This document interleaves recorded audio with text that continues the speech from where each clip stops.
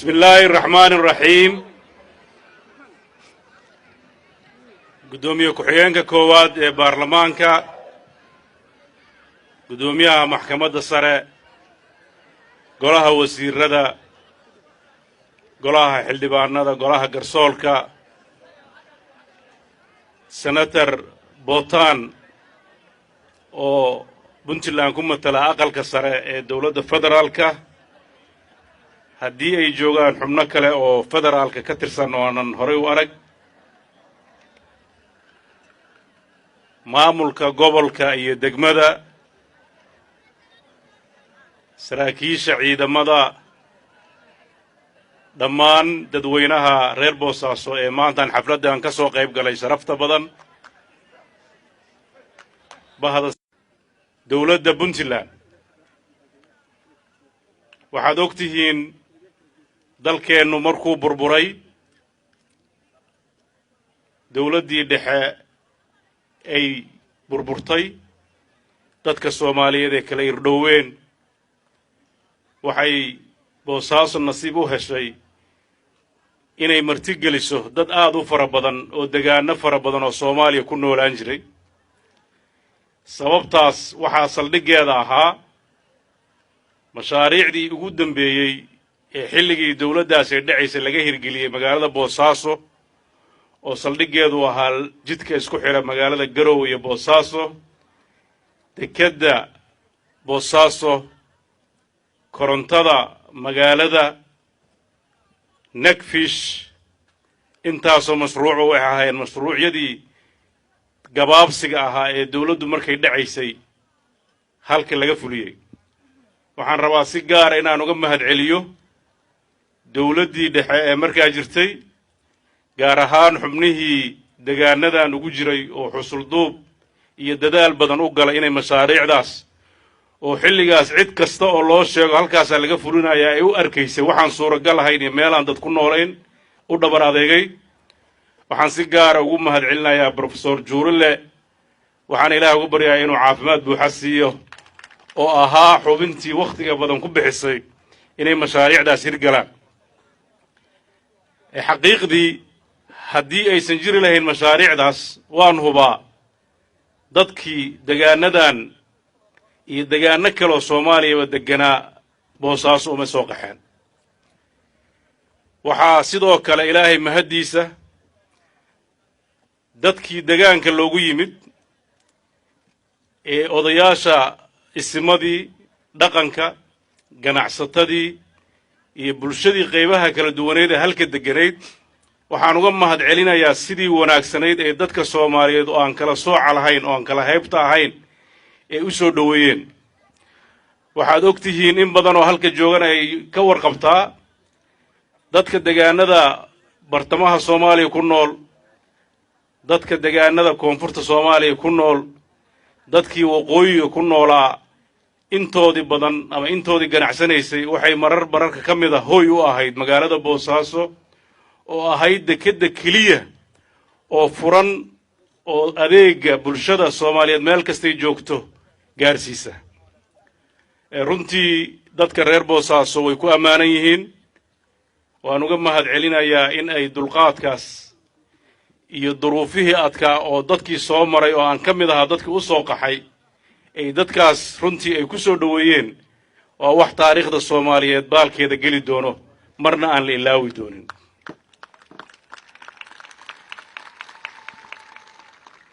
dadka Soomaaliyeed marka deegaanada kale dadka u dhashay aad wareysatid waa deegaanka kaliya oo dadka markay yimaadaan ay halka dareemin qalo oo ay dareemin kala qoqob oo ilaa iyo hadda dadkii beriga u soo qaxay oo aan deegaanadan ka tirsanayn xataa deegaanadoodii markay nabad noqdeen ay ku noqon waayeen oo goosteen inay halka degaan ammaan badan bay ku mudan yihiin shacabka dadka reer Puntland gaar ahaan Boosaaso oo dadkaas runtii ka dhigtay walaal waxaa markhaanti ah dadkii yimid in la soo dhaweeyay kaliya kuma ay koobanaane waxay qayb ka qaateen muuqaalka iyo magaca iyo sharafta maanta Boosaaso leedahay dhismaheeda qayb weyn bay ka qaateen waxay geliyeen hantidii ay ka shaqaysteen waxay geliyeen hanti deegaano kale ay markii dambe ka keeneen ilaa maanta ay Boosaaso tahay magaalooyinka ugu caansan dalka Soomaaliya dhinaca dhaqaalaha iyo nolosha marxaladahaas kala duwan ay Boosaaso soo martay dadkii gacanta ka geystay oo qaybaha kala duwan ee bulshada ahaa oo ugu muhiimsan yihiin bulshadii ganacsiga maadaama magaalo ganacsi ahayd runtii waxay geliyeen waqti fara badan oo ay adag tahay in Soomaaliya inteeda kaleeto laga helo adeegyada noocaas waxay ahayd magaaladii ugu horeysay oo laga fuliyo telefoon burburkii kadib waxay ku guuleysatay mobiladii ugu horeeyay in halka laga fuliyo waxay ku guuleysatay in xawaaladaha iyo services kale dadku u baahan yihiin la qabto waxay noqotay meel xarun u ah bulsho Soomaaliyeed iyo bulsho badan oo ajnabi ah waxaa halka deganaa dad Carab ah dad Hindi ah dad Beershiyan ah iyo dad Afrikaan ah oo qaybtood ilaa iyo hadda ay ka shaqeeyaan magaalada oo ay degaan ka dhigteen runtii magaaladan waa magaaladii ay ka soo aasaasantay fikirka Puntland maxaa yeelay dadkii indheer garadka reer Puntland degaan kasta Puntland ha uga noolaade waxaa hooy u noqotay magaalada Boosaaso oo markaas ahayd isha kaliya oo nolol ay ka jirtay runtii dadkii halka isugu yimid waxyaabaha ay xooga saareen waxaa ka mid ahaa sidii Puntland u heli lahayd dawlad danaheeda ka shaqaysa intay hayso in ka badan ku kordhisa waxaa nasiib wanaag ahaa guddigii Puntland aasaaskeeda hogaaminayay gobolka Bari waxa uu matalay maantana senator Bootaan oo halka fadhiya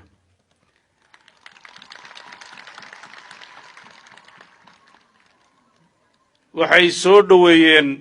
shirar badan oo Soomaalidu halka u qabsatay waxay soo dhaweeyeen deegaano badan oo markaas dib ka jiray inay halka ka dhigtaan hooy una sameeyaan taakuleen ay dhibaatadii markaa jirtay uga baxaan aasaaskii Puntland waxaa saldhig u ahaa magaalada Boosaaso oo dhaqaalaha Puntland lagu aasaasayo xoogiisa meesha saldhig u ahayd halka ahayd magaalada Boosaaso Puntland waxay u tahay hooyo ilaa iyo haddana way u tahay oo dhaqaalaha ugu badan ee dawladda Puntland dadkeeda ugu adeegto halka ayaa saldhig u ah magaaladan waa magaalada dadka reer Puntland ay ku midaysan yihiin deegaankeeda ay ku midaysan yihiin wax ka qabadkeeda ay ku midaysan yihiin ka shaqaynta horumarkeeda dadka reer Puntland waa uga mahad celinayaa in ay Boosaaso u doorteen inay noqoto xaruntooda ganacsi iyo xaruntooda ay nolosha ay ka abuuri doonaan waxaad ogtihiin burburkii kadib dalka Soomaaliyeed madaxdii iga horeysay ee halka joogtay waxay xusul doob badan u galeen sidii kaabayaasha dhaqaalaha loo horumarin lahaa mar walbana fikirkoodu wuxuu ku salaysnaa sidii dadka reer Puntland aysan mar dambe aysan ugu dhici lahayn wixii dhibaato ah ee soo gaaray dalka Soomaaliyeedna ay u arkeen inay danteeda ku jirto in degaan walba dadkiisu ay ku noolaadaan iyadoo deegaanada kale ay reebaneen in la tago nidaamka federaalka ee la qaatay wuxuu saldhigiisu ahaa Boosaaso 1991kii lagu qiyaaso dadka ku nool inay 1000 qof dhamayn in maanta halka kaliya ay 3000 oo qof fadhido waxay muujinaysaa horumarka nidaamka federaalka uu soo hoyay waxaan rajaynayaa nidaamkaas federaalka oo Puntland aasaas u ah dhismaheeda in la adkeeyo kaas ayaa midnimo lagu gaari karaa kaas ayaa horumar lagu gaari karaa kaas ayaanan Soomaalidu mar dambe god ugu dhacaynin inay burbur ay ka soo kaban weydo 30 sano uusan ku dhicin haddii meel ay jirato meel baa u fiyoobaanaysa Soomaalidu oo gurmad u fidinaysa laakiin haddii ay Soomaalidu hal magaalo noqoto halkaas magaalo waxa ku dhacaya burbur ka soo kabashadiisana way adag tahay nidaamka federaalka waa nidaam adduunku maanta u wada guurayo oo ay u arkeen inuu yahay nidaamka kaliya oo dhaqaale ahaan iyo bulsho ahaan ummadaha badbaadiya waxaad ogtihiin dadkii ugu dambeeyey oo nidaamkaas cagta saare waxaa ka mid ah dalka Kenya oo qaatay nidaam la yiraahdo devolution oo u qaybiyay dawladdii dhexe inay dawlad goboleedyo ay yeeshaan deegaanada Soomaalidu degto qofkii tagaa garan kara muddo dhowr sano ka yar ayay nidaamkaas qaateen isbeddelka ku dhacay dadka deegaanka tagay ayaa ka sheekeyn kara horumar weyn bay ku tallaabsadeen biyo lagama heli jirin waxbarashada waxay u soo aadi jireen Nairobi nolol caafimaadka way u soo aadi jireen maanta waxay leeyihiin jaamacado waxay leeyihiin jidad waaweyn waxay leeyihiin garoomo diyaaradeed waxay leeyihiin iskuulo casri ah waxay leeyihiin cusbitaallo nidaamkaas federaalka ah waa kan Puntland iyo Soomaalida inteeda kaleba u horseedaya inay hesho masaariic waaweyn oo dadka noloshooda kaba runtii waxaan rabaa inaan halka aan ka iftiimiyo maxay tahay siyaasadda dawladda Puntland ee aan madaxda ka hay ee marxaladan soo socota sida la og yahay xukuumad kasta oo dhalata waxay leedahay qorshe iyo program ay rabto inay bulshadeeda ugu adeegto qorshaha iyo programka aan u soo bandhignay bulshada Puntland waxa ugu horeeyay oo aan ballan qaadnay inaan la nimaano xukuumad tayeysan oo hufnaan maamul leh waxaan kaloo ballan qaadnay inaan nidaamka dimuqraadiyadda oo nu aragno inuu horumarka siyaasadda kobcin karo aan xoogga saarno waxaan kaloo ahmiyadda saarnay dhinaca amniga iyo nabadgelyada sidii loo horumarin lahaa waxa ugu muhiimsanaa oo saldhig u ahaa waxa aan tiigsanayno marka tayeynta laga tago koboc dhaqaale oo sababa xasilooni siyaasadeed iyo mid maamul muddadii yarayd ee aan joognay waxaad markhaanti ka tihiin dhammaan hay-adaha dawladda shaqaalaheeda iyo ciidankeeda si joogta ayay mushaharka ilaa ay hadda u qaataan waxaan ilaahay ka rajaynaynaa inaan sii wadno oo sii kobcinno waxaad markhaanti ka tihiin in wax badan oo dhinaca hay-adaha maamulkoodu isbeddel muuqdo oo la taaban karo uu cagta saaray waxaad markhaanti ka tihiin garsoorku isbeddel badan inuu ka jiro oo ay daliil u noqotay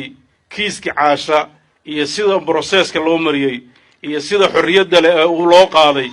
iyo sida uu maray dhammaan hay-adaha kala sarreeya ee garsoorka waxaad markhaanti ka tihiin in ciidamada ammaanka habeen iyo maalin ay u soo jeedaan sidii nabad aad u heli lahaydeen reer Boosaaso waxay markhaanti ka yihiin maalintii dawladdan xukunka la wareegtay oo ay dhici karin in qof uu habeenkii 7 ama 8 fiidnimo oo bannaanka ku hoydo maanta nolosha ka jirta idinka markhaanti ka ah waxaana ka markhaanti kacaya kulankan caawa aan joogno oo aad meelo fogfog ka timaadeen waxaad ogtihiin muddo 7 bilood ka yar dawladdu inay ku guulaysatay inay soo magacaawday guddigii doorashooyinka oo ay ka muuqato inay naga go'an tahay in doorasho xor ah oo qof iyo cod ah deegaanada dawladaha hoose iyo dawladda Puntland dadkeeda ay ku dooran doonaan waxaa markhaanti ka tihiin inta taa la gaarayo inta qof iyo cod la gaarayo iyadoo hanaanka hore lagu socdo doorashooyinkii quruxda badnaa ee ka dhacay deegaanada Puntland ee waqtigoodu dhamaystay oo ugu muhiimsanaayeen degmada Baran Ufayn Ceelbu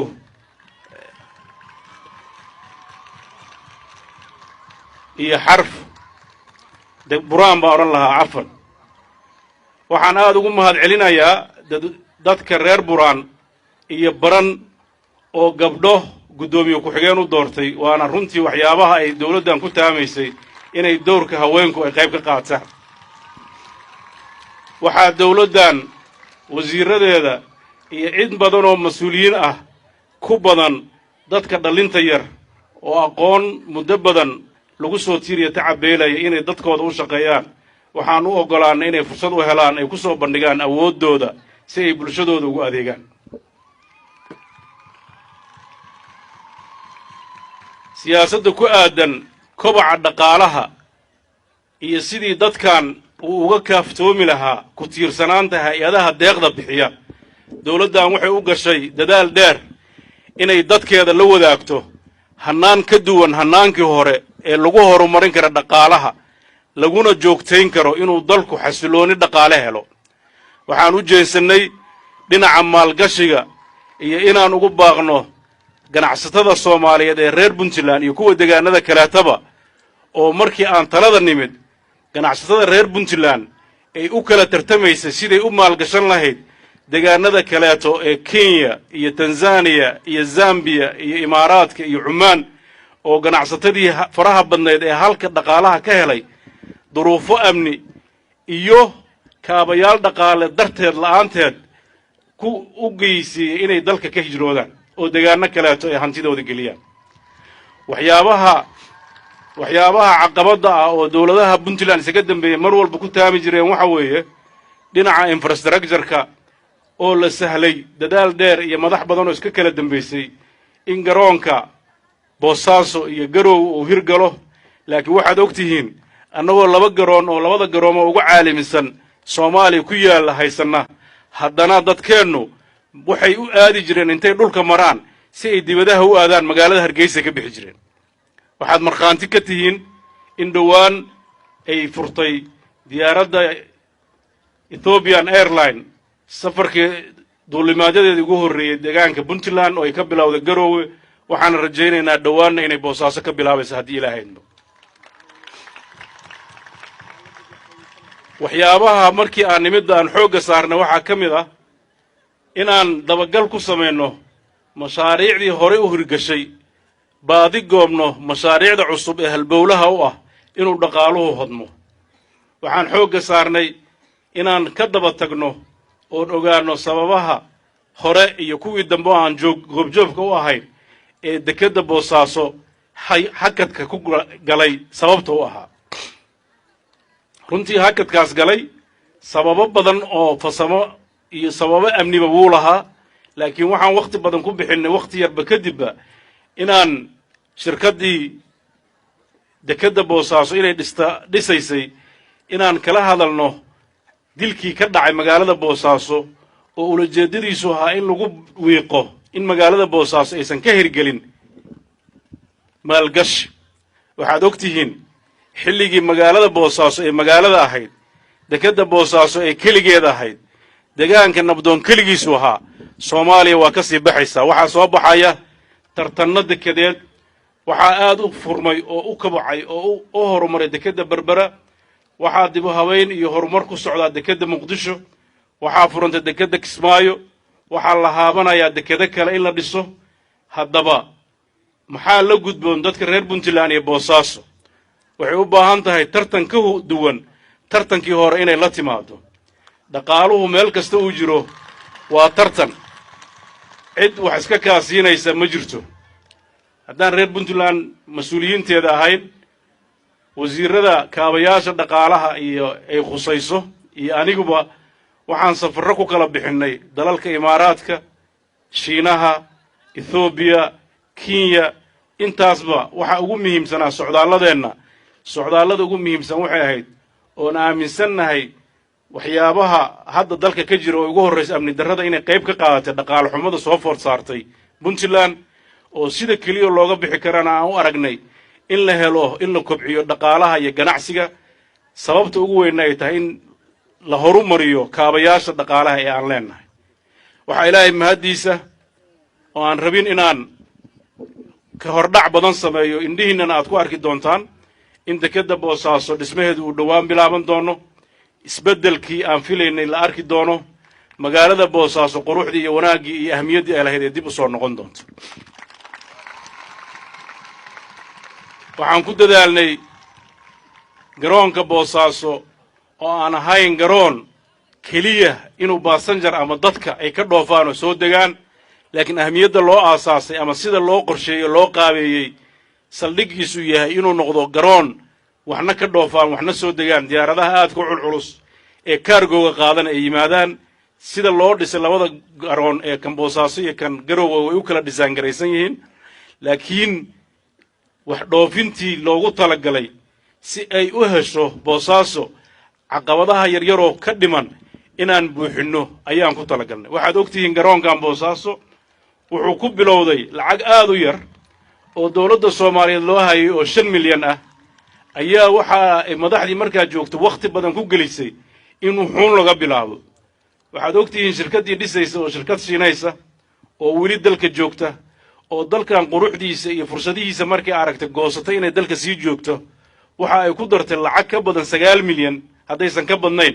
si ay u dhammaystirto inta hadda ay dhammaystay oo ah fayska koowaad ee suuragalka ah inay diyaaradu ku soo degaan. waxaasoo maalgelina oon qorshaheeda ku jirin u gelinaysay inay hadhow noqoto garoon ay u isticmaasho marka ay rabto dalkan iyo deegaankan inay ka shaqaysato. intaa keliya kaafi ma noqon, waxaan aad u raadinay shirkado kaleeto oo maal gashta oo waxyaabaha ka dhiman oo saldhiggiisu uu yahay 1 kilomitir iyo 200 oo ka dhiman si diyaaradaha xawliga iyo xoogga weyn ay u degaan ay ula miqdaan garoomada casriga ee caalamiga ah si loo helo. waxaan waqti badan gelinay in garoonka Boosaaso uu noqdo cabirkiisu 3 kilomitir iyo 200 ama 600.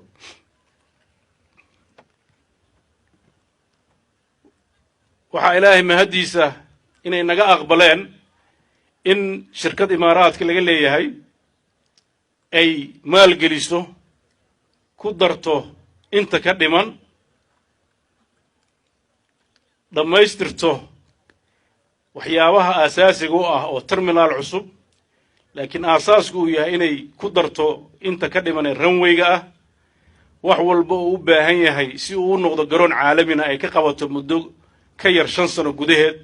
iyadoo oo bilaabi doonto sanadkan inta uusan dhammaan ilaahay idankiisa. waxaa kaloo Boosaaso runtii caqabad ku ah oo cid walbana og tahay maadaama ay tahay magaalo xeebeed kulul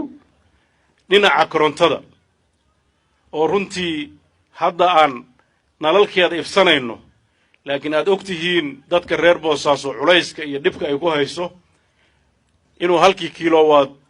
marna $1 ku dhawaa marna waxaan macno lahayn ka yar yahay oo adag tahay xataa mar waxdo inay shitaan iska daa'aysiye. si arrinta loo helo waxaan waqti badan gelinay in la helo jiha ka duwan jihada maalgashiga ee garoonka maxaa yeelay korontooyinku waa maalgelin aad u fara badan oo waqti dheer ay suuragal tahay xataa inay soo celiso ama ay soo celin weydo. waxaa nasiib u helnay inay ogolaadaanba inay nala arkaan waxaan ahayn iska daa moogta in la arko sanduuqa horumarinta iyo maalgelinta Abu Dhabi ama Imaaraadka waa sanduuqa dadka yaqaan baa garanaya dhaqaalaha marka la yiraahdo adduunka ugu weyn maaha Aasiya maaha Carab xataa kaydka Mareykanka ayuu ka weyn yahay sanduuqaas waa sanduuqii Soomaaliya caawinaada badan siiyay oo kamid ahaa warshadii Mareerey iyo mashaariic badan oo Soomaaliya ay fulisay. sanduuqaas wuxuu naga aqbalay inuu magaalada Boosaaso yimaado u soo diro khabiir arko baahideena. wuxuu naga ballanqaad mabda'i ah marka uu arko xaaladiisa oo shuruudahana laga rabo aan buuxino inuu wax nagala qabto korontada Boosaaso. ballanqaadkaasna waa haysanaa waana ballanqaad dawladeed waxaan rajaynaynaa inuu fuli doono. waxaad ogtihiin xoolihii oo muddo xanimnaa waxaan waqti badan gelinay suuqyada Imaaraadka ka xanimnaa dabcan xoolaheenu ma xanimnayn oo Abuud waxay tagi jireen Cumaan iyo Yemen iyo meelihii kaleeto oo markaas fursada ka jiraan marmarka qaarkood xilliyada mawsimka ah Sacuudiga xilligan way u dhoofeen laakiin suuq kasta oo ku soo kordha waliba suuqyada ku dhow waa faa'iido gaar oo ku soo kordhay. runtii xoolaha waqti badan baan gelinay waxaad ogtihiin in si kama dambaysa suuqa Imaaraadka loogu furay xoolaha ka dhoofaya magaalada Boosaaso. dabcan wax kasta oo la qabanayo shuruudo ayaa buuxinaya. waxaan rabaa dadka Soomaaliyeed iyo dadka reer Boosaaso iyo ganacsatadooda inaan u sheego inay ka waantoobaan. Soomaalidu waxay tiraahdaa bartiyaqaan bari uma korodho. haddaad ku fakaraysaan sidii waa loo ganacsan jiray in loo ganacsanayo hadda adduunkii waa sii socdaa waana tegey markii Dubai dadkaan ay ka ganacsan jireen deegaanadaana ka horumarsanaa deegaanadaana ka dhaqaalo badnaa maanta waad garan kartaan dadku sidoo yahay dawladuhu waxay ka shaqeeyaan dadkooda caafimaadkiisa amnigiisa iyo horumarkiisa iyo faraxiisa marka haddaadan adiga shuruudaha iyo standardka adduunka wax loo dhoofiyo aadan kor u qaadin hadda suuq baa layga xiray kuma aan ducoon kareyno waxaan u baahannahay shacab iyo dawlad baa anagu iskaashanayna inuu suuqa Boosaaso u muuqdo suuq caalami ah oo la tartami kara suuqyada kale ee caalamka ka jira si taa aan u helno waxaana laga rabaa inaan ku guuleysano shuruucda iyo standardka adduunka looga dhaqmo inaan ku dhaqanno waxaan rabnaa in dekedaheena iyo garoomadeenna iyo hay-adaheena dawliga ah ay u dhaqmaan sida caalamku u dhaqmo waxaa nasiib darro ah dad fara badan oo Soomaaliyeed oo reer Puntland ah marka ay deegaanada iyo dawladaha kala tagaan inay sharciga iyo nidaamka iyo kala dambeynta ilaaliyaan markay dalkooda iyo dadkooda u yimaadaanna lagu kari waayo sharciga fuliya waa nasiib darro waxaan u baahannahay dadkeennu in uu u hoggaansamo shuruucda dalka ilaaliyo nidaamka dawladnimadeenna ay ku jirayso dawladnimadeenna markuu jiritaankeedaan ilaalno ayaa dadkeenna jiritaankiisa iyo taariikhdiisa ay jiri doontaa haddii jiritaanka dawladnimadeenna aan ilaalin weyno oo wixii 1990kii nagu dhacay ay mar labaad nagu dhacaan waxaan mutaysanaynaa wixii aan caalamka ka noqonnay iyo sidaan caalamka u ekaanay muuqaalkeenna iyo sidii iyo si ka xun baan noqonaynaa waxaa hadda isu soo kabaya deegaanada qaarkood in la yiraahdo nabadgelya ka jirta waxaad ogtihiin mararka qaarkood dawladaha qaarkood dadkooda waxay yiraahdaan Somaliland waa tagi kartaa laakiin Soomaaliya inteeda kale ma tagi kartaa dadkeeda ka dhigay inay u muuqato dal nabdoon oo amni ah dawladoodana kala shaqeeyay waxaan u baahannahay dadka reer Puntland dadka nabadgelyada wiiqaya inaysan marti gelin inaysan walaal ka dhigan in ay meel uga soo wada jeestaan sidii nabadeena aan u horumarsan lahayn waxaan ku kalsoonahay dadka reer Puntland oo taariikhiyan lagu yaqaano dad nabadda jecel lagu yaqaano dad wada noolaanshaha jecel lagu yaqaan dad dawladnimada mar walba taageera habaca nagu dhacay muddooyinkii u dambeeyay inaan iska qaadno oo u muuqanno wixii uu dadka Soomaaliyeed iyo caalamku naga fili jiray oo dad sharaf iyo karaamo iyo dawladnimada ku faanay inaan noqonno oo dal xasuloon oo deegaanada kale markii ay dadkooda ku noolaan waayaan ay yimaadaan inaan noqonno taas ayaa waxay noqonaysaa furaha koowaad ee dawladdan ay xoogga saari doonto si taa loo helo muddadii yareed ee dawladdan jirtay waxay ku tallaabsatay inay xarumaha ciidamada oo runtii aad u dayacnaa ay wax ka qabato waxay dib u habeyn hordhaca ku samaysay xerada kontri afraad oo saldhig u ah daraawiishta aasaaska u ah difaaca Puntland waxay hirgelisay dugsiyo tababar oo ay ku kala yaalla Boocame Abqaale Xurgoble Qardho iyo Baran dugsiyadaas laba ka mid ah waa dhamaadeen ciidamadii ugu horreeyay tababarkana qayb ka mid ah shalay iyo maanta ayay galayeen waxaan rajaynaynaa inta kaleeto inay galaan iyaga ciidamada daraawiishta ciidamada booliiska ciidamada kale ee BMBF iyo BSF oo runtii kaalin weyn ka qaatay in Boosaaso nabad loogu nooloodo iyo shacabka reer Puntland markii ay iskaashadaan waxaan rajaynayaa magaalooyinka Puntland inaan lagu arki doonin cid nabad diid ah xasiloonida aan rabin ummadana mustaqbalkeeda duulaanku ah waxaan u baahannahay si wada jir ah inaan arrimaha uga shaqeyno waxaan rabnaa dawladdan inay isbarbar wado tayeynta dalka dhinaca maamulka kobcinta dhaqaalaha sugidda amniga iyo inay albaabada u furto maalgashiga caalamiga ah waxaad ogeyd bishan 15keed ilaa 17keed bishii la soo dhaafay waxaan magaalada ku qabanay Garowe shir loogu magac daray shirka maalgashiga Puntland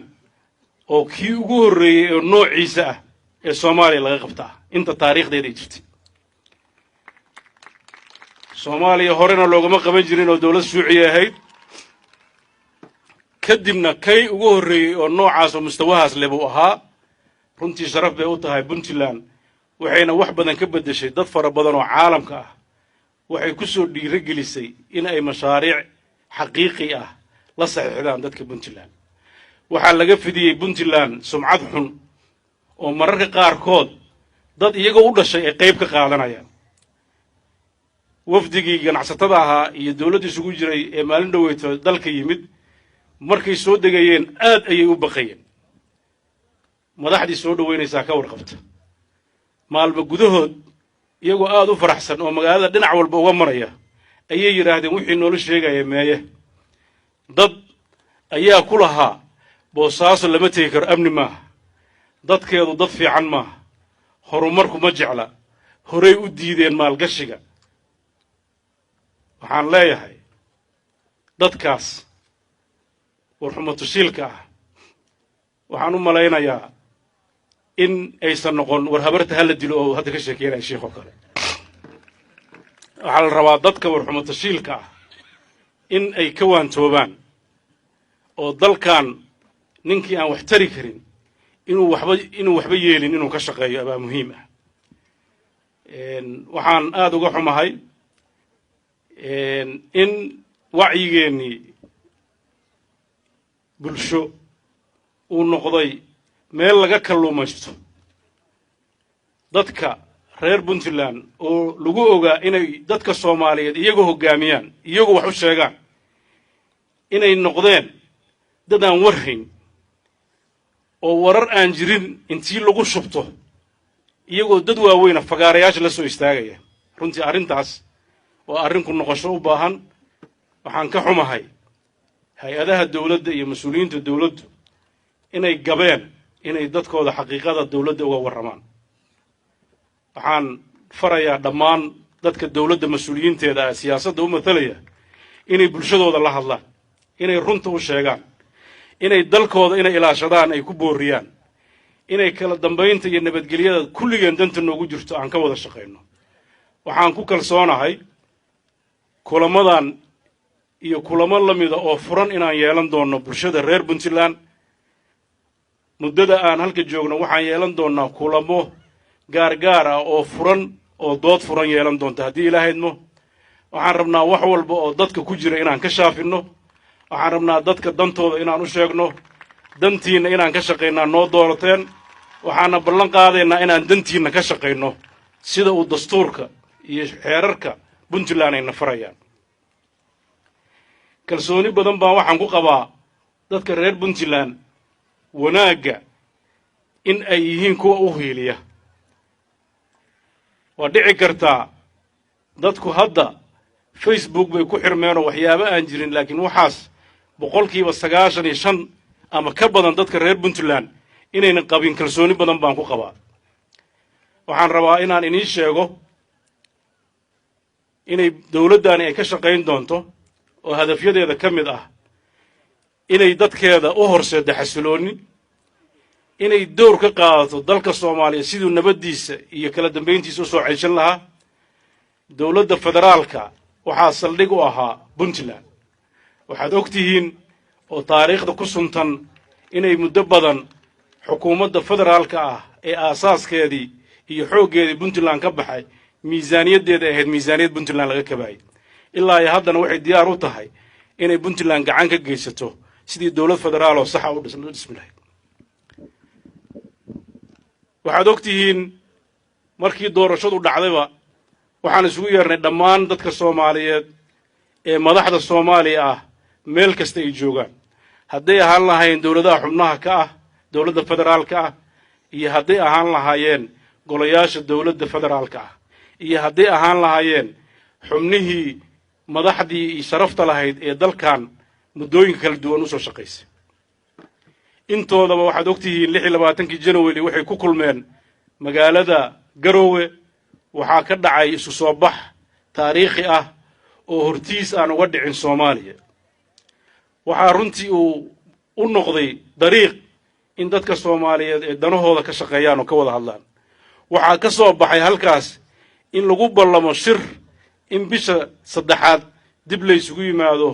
oo khilaafkii dawladaha federaalka dhexdooda jiray lagu turxaan bixiyo waxaad ogtihiin xukuumaddan cusub ee federaalka markay dhalatayba aragtiyo cusub oo ay dhici karto dad badan inay u rayaaqaan dad badan oo Soomaaliyeedna ay u arkayeen inay carqalad ku noqon karto geedi socodka siyaasadeed in halkaas khilaafaad uu ka jiray haddaan Puntland nahay sidii caadada ahayd waxaan fidinay gogol nabadeed waxaan ku talagalnay isfaham waaga jira iyo wada hadal iyo soo dhaweyn inaan ka qayb qaadano waxaan aad ugu boorinay madaxda dalka qaybaheeda kala duwan in si xigmad ah aragtiyaha kala duwan lagu dhameeyo nabadgelyada laga wada shaqeeyo dalka tala wadaag laga ahaado dadka loo soo bandhigo danaha saxda ah Puntlandna ay diyaar u tahay inay kaalinteeda qaadato shirkii 2 May ka furmay magaalada Garowe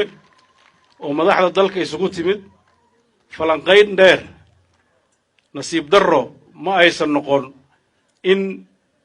lagu wada jaan qaado waxaa saldhig u ahaa habkii dawladda federaalku ay u shaqayn lahayd Puntland waxay aaminsan tahay inay tahay xubin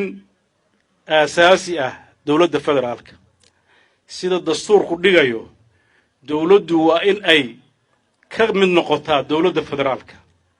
dawladda kaliya oo dastuuriyan ilaa iyo hadda xubin rasmi ah ka ah oo aan ku meel gaar ahay waa Puntland kaligeed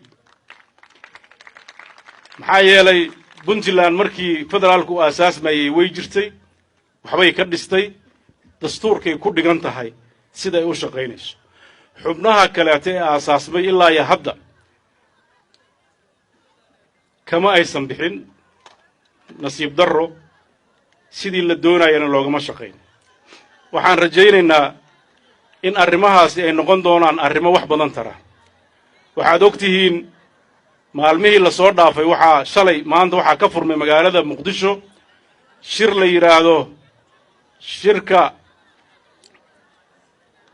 Somali Partnership Forum la yiraahdo oo ay ku kulmaan madasha isbahaysiga Soomaaliya iyo caalamka oo looga tashado marxaladda Soomaaliya marayso iyo sidii horumarkeeda looga shaqayn lahaa dawladda Puntland shirkaas kama aysan qayb galin waxaan rabaa inaan dadweynaha reer Puntland halka kala wadaago sababaha kalifa inay Puntland ka qayb gali weyn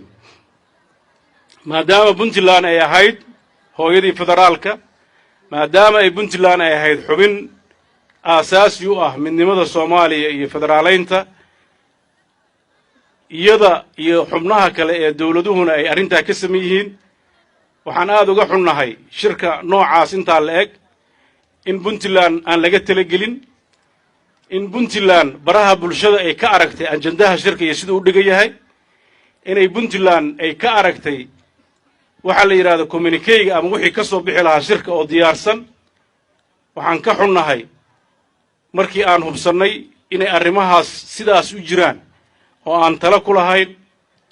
oo aan waxa ka soo baxay aan ra'yi ku lahayn oo Puntland baahiyaheeda aan la weydiinayn oo idinkuba waa arki kartaan la yiraahday waxaad ku leedihiin 5 daqiiqo oo dadka Carabiga yaqaan la yiraahdo tacliiq ama remarks qodbad nin akhriyay ayaa 5 daqiiqo idinkuna waxa leedihiin inaad wax comments ka bixisaan ama ka hadashaan intaas inay noqotay qiimihii Puntland laga dhigo aad baan uga xumaaday runtiina wax Puntland ay qaadan karto ma aha bulshada caalamka oo dhan si cad bay ugu cadaysay inaysan arintaas raali ka ahayn waxa inta dheer inay dawladda federaalku oo ahay dawlad la wada dhistay ay tiraahdo aniga ayaa noqonayo qofka shahaadada certificate-ka inaad dawlad tahay ama madaxweyne tahay aan bixinaya waa wax dastuur ka soo horjeedo waxaad ogtihiin waxa ka dhacay Jubbaland doorashada ka dhacday processkeedu la wada arkiyay doorashadeeda loo wada jeeday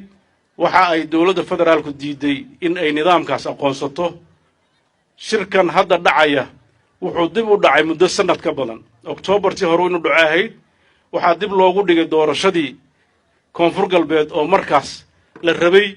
inay sida maanta u tahay loo sameeyo waxaa haddana ay ahayd inay dhacdo July waxaa dib loogu dhigay doorashadii Jubbaland inay ahayd sidaan inay u dhacdo wuxuu ku soo aaday waqti xasaasi ah waxaan runtii saaxiibaday iyo madaxdayda dawladda federaalka ah oo runtii dad aad aan isu naqaano oo saaxiibo dhow nahay aragtiyahana aan ku kala duwannahay marar badanna aan u sheegay in ay habboonaan lahayd in wada hadal muuqda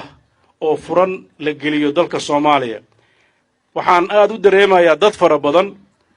oo dadka madaxda ah meesha ku wada hadlayaan aan goobjoog ka ahayn in wixii la rabo loo sheegay aqbalaan dawladda Puntland waxay diyaar u tahay wada hadal furan oo shaashada laga daawanayo xataa sida doorashooyinka hadda looga daawado TV-yada waxaan rabnaa wada hadal furan oo doodeenna aan si cad u sheegi doono dadku si ay u ogaadaan cidda khaldan iyo cidda saxsan waxaan ku baaqaynaa in la ilaaliyo midnimada Soomaaliyeed waxaan ku boorinaynaa dalka Soomaaliyeed inuu horumarkiisa laga wada shaqeeyo waxay Puntland diyaar u tahay inay kaalin ka qaadato sidii dalkani uu uga bixi lahaa habacsanaanta jirta waxaad ogtihiin mashaariicda hadda Puntland burburkii kadib dhacday waa garoonka Boosaaso iyo garoonka Garowe iyo jaamacadda Maakhir wax mashaariic waaweyn oo magac dawladeed noogu yimaado intuba waxay ahaayeen intii dalku ku meelgaar ku jiray markuu dalka ku meelgaarka ka baxay balaayiinta dollar ee la sheegay xamar gashay oo anigu wasiirkeeda qorsheynta aan ka ahaan jiray hal cirbad Puntland ugu imaan hal mashruuc ugu imaan waxay kaloo Puntland noqotay dalka kaliya ama deegaanka kaliya ee mashruuc dawladdu leedahay iyo dadkeedu ay fuliyaan oo Soomaaliya ka jira waana wadada ceel daahir iyo ceergaabo isku xiri doonta hadii la helo oo ogtihiin ilmaha yar ee iskuulka dhigta xataa inay qayb ka qaateen waxa xigi doona wuxuu caalamka ka baxay nidaamkii shuuciga ahaa iyo nidaamyadii la dhihi jiray dalka hal la siiyo jid ha loo dhiso dekad ha loo dhiso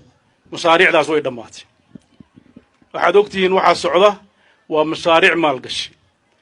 dekada berbera waa la maalgeliyay garoonka berbera waa la maalgeliyay dekada muqdisho waa maalgelinoo shirkad baa haysa garoonka muqdisho shirkad baa maamusha maalgelinteeda inkastoo ka xumay terminal yar kaliya dhistay oo jidkiisa runway-ga aysan kordhin Puntland waxay tartan ugu jirtaa maalgelinta caalamka inay hesho waxaan inaga codsanayaa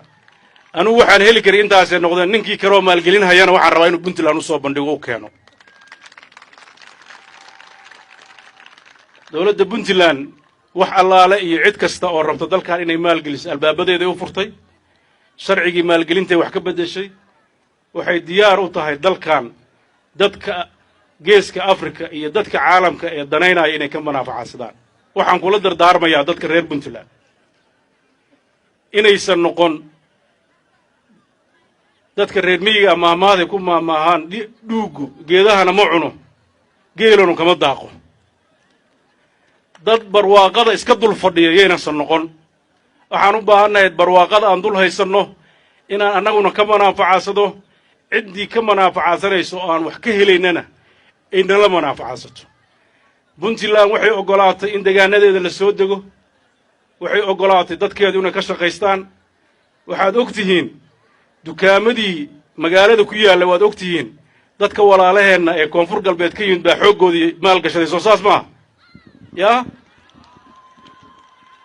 marka taasi waa maalgelinaha kale dadka ka hadlaaya qof kasta oo maal gashanaya dalka in la soo dhaweeyay raba xuquuqdiisana la ilaaliyo hantidiisana la xifdiyo waxaan aad iyo aad ugu faraxsanahay waqtiga faraha badan ee fadhideen waxa aad rabtaan waxaan jeclahay inaad marar kaleeto aan kala bogan doono waxaan dhammaanteen isugu dardaarmaynaa inaan nabadgelyada ilaashano horumarka ka shaqeyno amniga dhowrano dadkeennana isku duubnidiisa iyo midnimadiisa aan ka shaqeyno dadka waxasan ka hadlayana aan runtii qadarino oo qiimayno qofkii markaas khaldanna aan soo hanuunino oo wax u sheegno waxaan rajaynayaa inta badan dadkan inay danahooda siday hore ugu ilaashadeen u ilaashan doonaan horumar fiican baa ii muuqda mid baana inii sheegayaa qof walba wuxuu yaqaanu ilaaliyaaye aniga shirkad qalin iguma xadayso ganacsadaan ahay taa ogaada taasaan ii ballan qaadayaa heshiis aan galay khalad kama imaan doona haddii ilaahaydna aad baad u mahadsantihiin wasalaamu calaykum waraxmatullahi wabarakaatu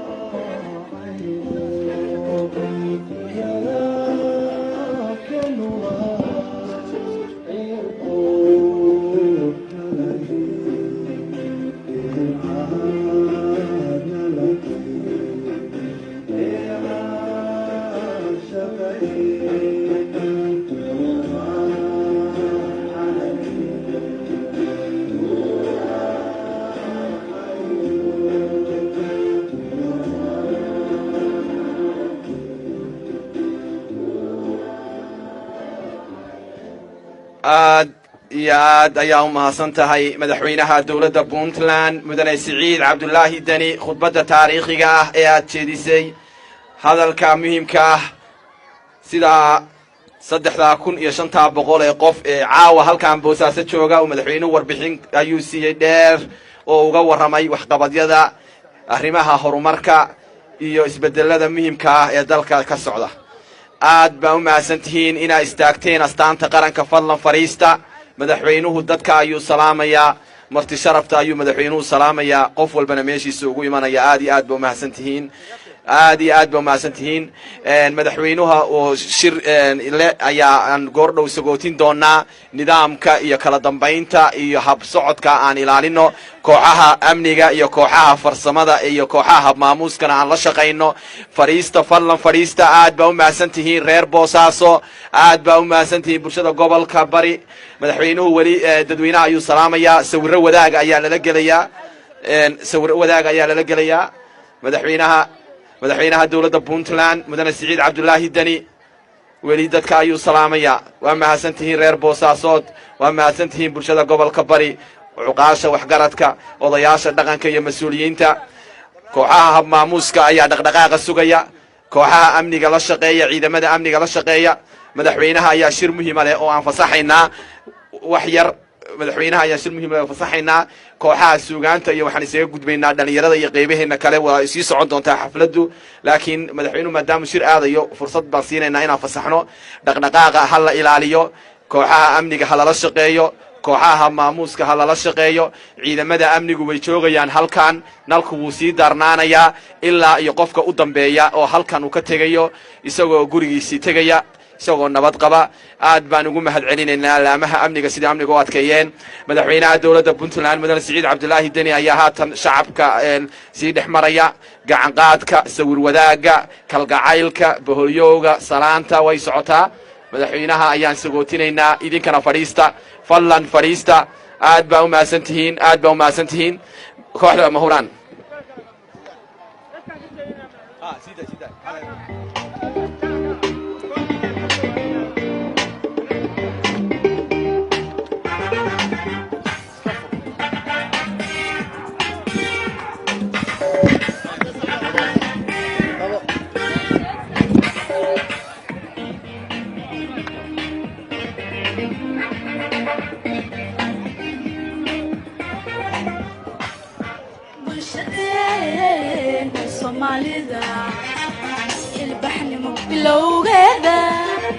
ganacsiga burhaantiisa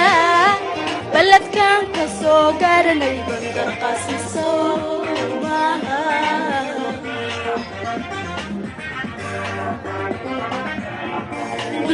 bulshadeena Soomaalida ilbaxnimo bilowgeeda ganacsiga burhaantiisa baladkan ka soo gaaranay bandar qaasiso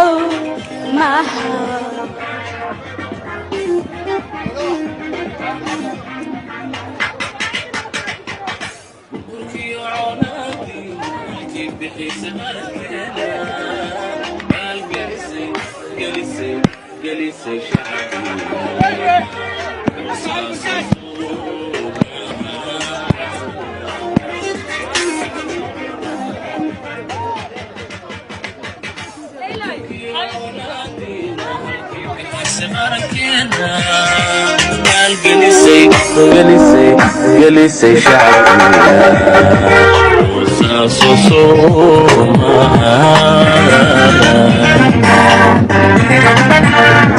tayo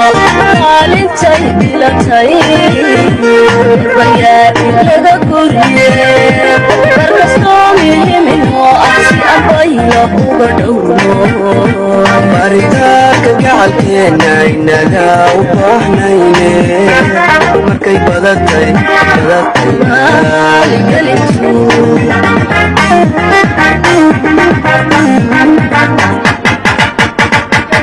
tayo maalintay dilatay bayaa ilaga guriye markastoo muhimin oo ah si abayla uga dhowno baritaanka gacalkeena inaga u baahnayne markay badatay maaligelitu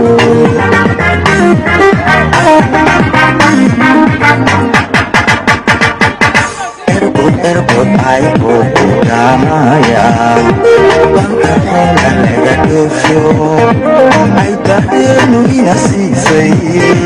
dhakhayga inoo diidan sobowe iyo baayo balaqabu ku nacamaha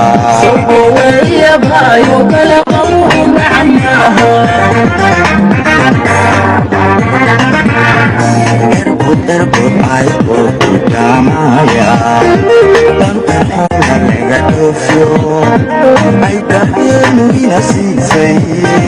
dhakhayga inoo diidan sobowe iyo baayo balaqabu ku nacamaha